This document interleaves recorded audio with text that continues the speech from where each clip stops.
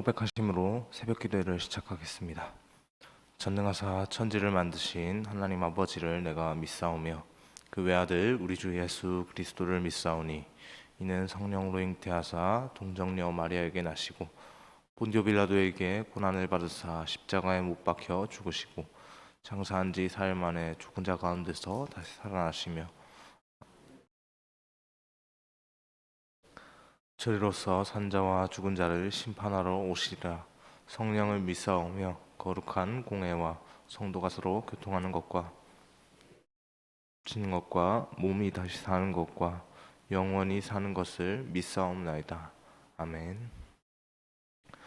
찬송가 522장 찬양하겠습니다. 522장 웬일인가 내 형제여 함께 찬양하겠습니다.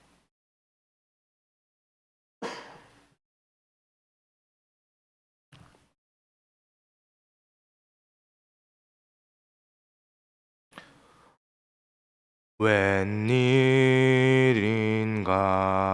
내 형제여 주 안이 믿다가 죄값으로 지옥 형벌 너도 받겠구나. 웬일인가 내 형제여 마귀만 따르다 저 마귀 지옥 갈 때에 너도 가겠구나. 웬일인가 내 형제여 재물만 취하다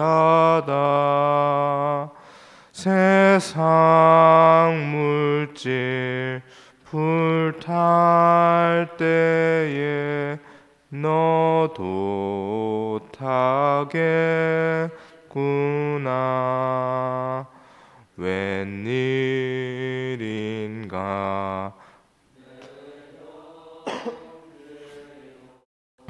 죄악에 매여서 한없이 고생하는 것 참 못 보겠구나. 왜 사랑하는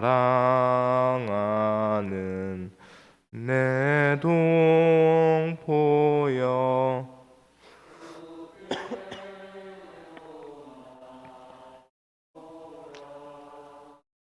십자가에 못 박힌 주 너를 사랑하네. 아멘. 이 시간 함께 보실 하나님의 말씀은 마태복음 12장 31절에서 37절까지의 말씀입니다. 마태복음 12장 32절에서 37절까지 말씀 함께 보겠습니다. 31절에서 37절까지의 말씀입니다. 31절 말씀 제가 먼저 보겠습니다. 그러므로 내가 너희에게 이르노니 사람에 대한 모든 죄와 모독은 사하심을 얻되 성령을 모독하는 것은 사하심을 얻지 못하겠고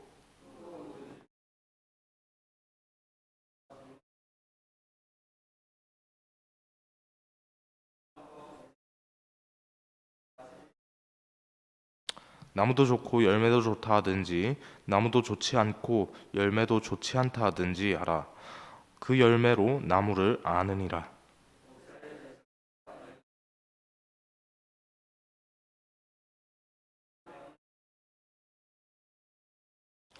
선한 사람은 그 쌓은 선에서 선한 것을 내고 악한 사람은 그 쌓은 악에서 악한 것을 내느니라.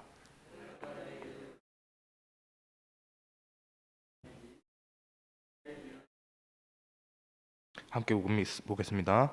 내 말로 의롭다함을 받고 내 말로 정죄함을 받으리라. 아멘. 여러분, 우리가 세상을 살면서 가장 소중하게 여기는 것 가운데 하나가 바로 명예가 아닌가 하는 그런 생각이 듭니다.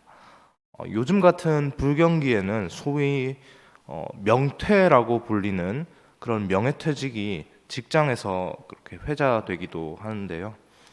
퇴직이라는 글자 앞에 명예라는 글자가 참 이질적으로 붙은 이유가 뭐겠습니까? 그동안 수고한 거 퇴직금으로 잘 쳐줄 테니까 추한 모습 보이지 말고 그냥 이쯤에서 명예롭게 박수 칠 때 떠나라. 뭐 그런 의미, 그런 비슷한 의도가 아닐까 하는 그런 생각을 명예가 퇴직이라는 글자 앞에 붙어진 이유가 아닐까 그런 생각들을 한번 해보았습니다. 명예에 대해서 또 한편으로 생각해 볼 수 있는 것이 있는데요. 사람들 간의 사소한 말다툼이 결국에 이렇게 좀 심화되고 격화되어서 말다툼이 결국 법의 심판대 소송이라는 이름으로 이렇게 올려질 때 우리가 그 신문이나 이런 여러 가지 각 곳에서 그런 말다툼이 소송전으로 이어질 때 그런 명예훼손죄라고 그렇게 서로를 맞고소하고 하는 것들을 많이 보게 되었습니다.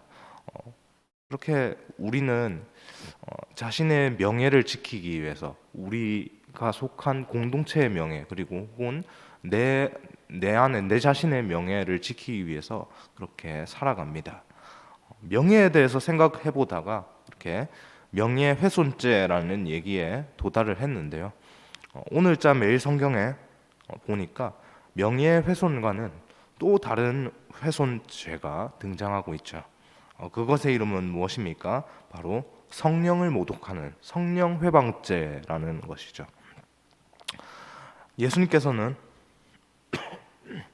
오늘 본문을 통해서 성령을 모독하는 죄의 심각성에 대해서 경고를 하십니다.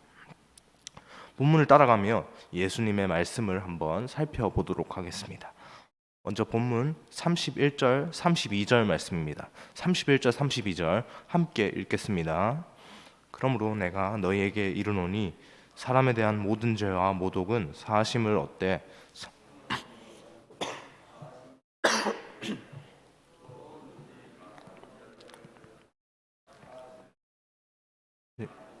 거역하면 이 세상과 오는 세상에서도 사하심을 얻지 못하리라. 아멘. 제가 맨 처음에 말씀드렸던 명예훼손죄, 아까 말씀드렸던 명예훼손죄 같은 경우에는 인간관계에서 일어난 일입니다. 이런 명예훼손처럼요, 사람에게 죄를 짓거나 이런 모독한 경우에는 그에 따른 합당한 처벌, 법에서 정해진 그 분량과 그 어떤 그 정해진 양만큼 그렇게 합당한 처벌을 받은 이후에 용서를 받을 수 있습니다. 그 죄에 대해서 자유함을 누릴 수 있죠. 그러나 성령을 회방하는 것, 성령을 모독하는 이 일은 용서받을 수 없는 것입니다. 용서받지 못합니다. 어제자 매일 성경의 본문에서 바리새인들은 예수님이 귀신의 왕 바알세불의 힘을 빌려서 그렇게 귀신을 쫓아낸다라고 그렇게 예수님께 말을 했습니다. 이것은 명백히 성령을 모독하고 그렇게 성령을 받아들이지 않고 거역하는 행위입니다. 예수님께서 바리새인들에게 뭐라고 말씀하십니까? 성령의 역사로 선포된 그 구원을 거부하는 것은 하나님의 구원 계획 자체를 거부하는 것이기 때문에 결코 용서받을 수 없는 것이다 라고 말씀하십니다.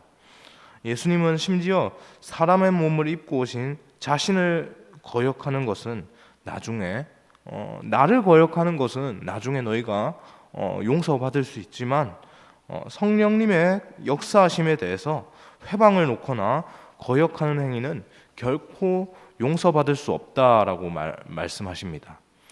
그만큼 성령을 모독하는 죄가 큰 죄라는 것이 아니겠습니까? 매우 큰 죄라는 것이죠. 이어서 본문 33절에서 예수님께서는 하나의 비유를 말씀하고 계십니다.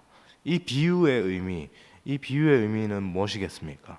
바로 좋은 열매를 보면 그 좋은 열매가 맺혀진 그 열매의 그 상태를 보면 그 열매를 맺게 하는 근원이 되는 그 나무의 상태를 알 수 있다라는 것이죠. 예수님께서 이 말씀을 바리새인들에게 하신 이유가 무엇일까요? 바로 바리새인들의 모습을 지적하시기 위함이었습니다. 바리새인들의 모습이 어떻습니까? 신앙과 삶의 영역에서 온갖 위선과 외식이 가득합니다. 그들은 예수님의 사역의 현장 가운데 지속적으로 예수님과 함께 있었습니다. 그러나 그들이 예수님을 그렇게 따라다녔던 이유는 무엇입니까? 그 마음에 예수님에 대한 순수한 믿음이나 어떤 순수한 궁금증, 저분은 도대체 누구실까? 저분은 어떤 분이시지?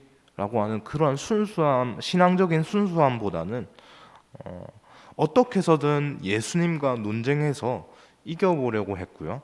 그리고 자기들에게 눈에 가시처럼 보였던 그 예수님의 그런 모습과 행적 그 하나하나를 이렇게 구실 잡아서 어떤 것이라도 하나가 좀 어긋나는 것, 뭔가 사회 질서에 반하는 것, 그 당시에 로마의 그 지배하에 있던 그 유다의 그 사회 질서에 반하는 것이 눈에 보인다면 그것을 구실 잡아서 종교 재판에 넘기려고 그렇게 했습니다. 톡 까놓고 말해서 애초에 의도 자체가 이런 말을 좀 새벽부터 쓰면 조금 그렇지만 이런 모양들이 의도 자체가 못돼 처먹었다라고 그렇게 볼 수 있지 않겠습니까? 그런 바리새인들에게 예수님께서 33절의 비유를 풀어서 이어지는 34절 5절 말씀에서 직설적으로 한 번 더 말씀을 하십니다. 우리 34절 35절 말씀 함께 읽겠습니다. 독사의 자식들아 너희는 악하니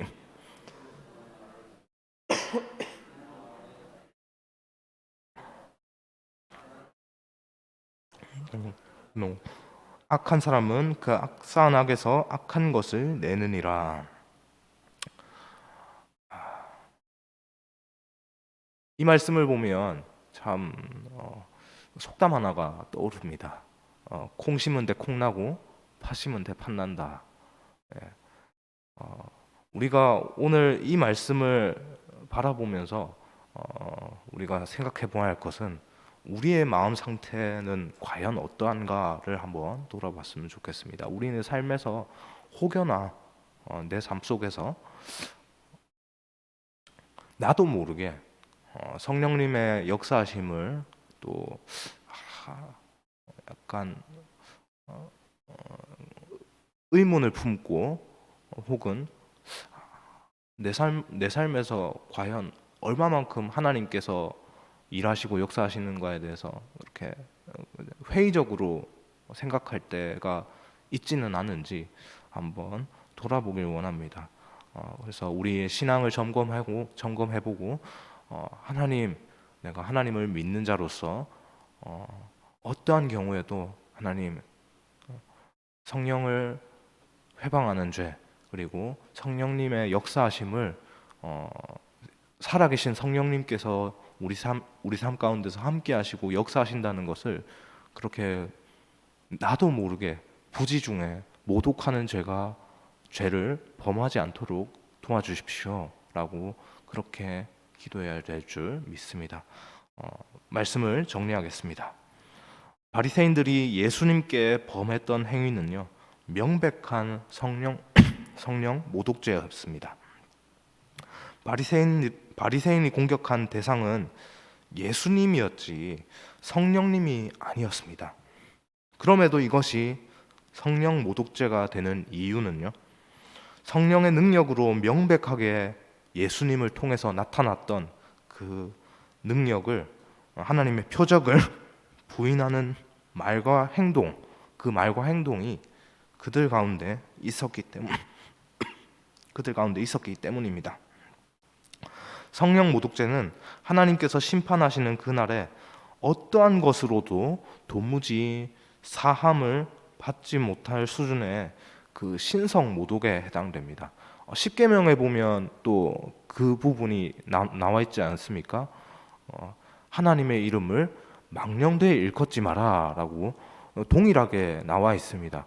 우리는 그 십계명의 그 부분과 오늘 본문의 그 성령 모독죄, 하나님께서 성령을 통해서 우리 가운데 역사하시는 것들 가운데서 그 일들을 바라보고 있음에도 불구하고 회의적으로 성령의 역사하심을 바라본다든지 성령에 대해서 성령님의 역사하심을 과연 진행이 되고 있는가라고 그렇게 의문을 품고 그렇게 그런 반하는 마음들 가지는 것들, 그런 것들을 하지 않도록 우리가 좀 더 믿음을, 우리 마음을 돌아볼 수 있기를 주님의 이름으로 소망합니다. 여러분, 성령의 역사를 우리의 좁은 지식과 편향된 경험으로 함부로 판단해서는 안 될 것입니다. 성령님의 역사하심을 허락하신 하나님께 감사드리고, 성령의 역사를 통해서, 성령님의 역사하심을 통해서 우리에게 하나님의 나라의 능력에 대해 가르쳐 주심에 또 감사하는 감사와 찬송을 올려드릴 수 있는 오늘 하루가 될 수 있기를 주님의 이름으로 소망합니다. 기도하겠습니다. 하나님, 감사합니다. 하나님, 예수님께서 그렇게 우리 가운데 성육신 하셔서 그렇게 열심을 다해서 사역하실 때 그 성령의 능력으로 그렇게 사역을 하셨는데, 그 성령님의 능력을 바라보면서도 예수님의 지근거리에서 함께했던 그 바리새인들의 그 강팍한 마음 가운데는, 완악한 마음 가운데는 성령을 회방하고 그렇게 예수님에 대해서 어떻게든 구실 잡아서 하나님의 아들 예수를 그렇게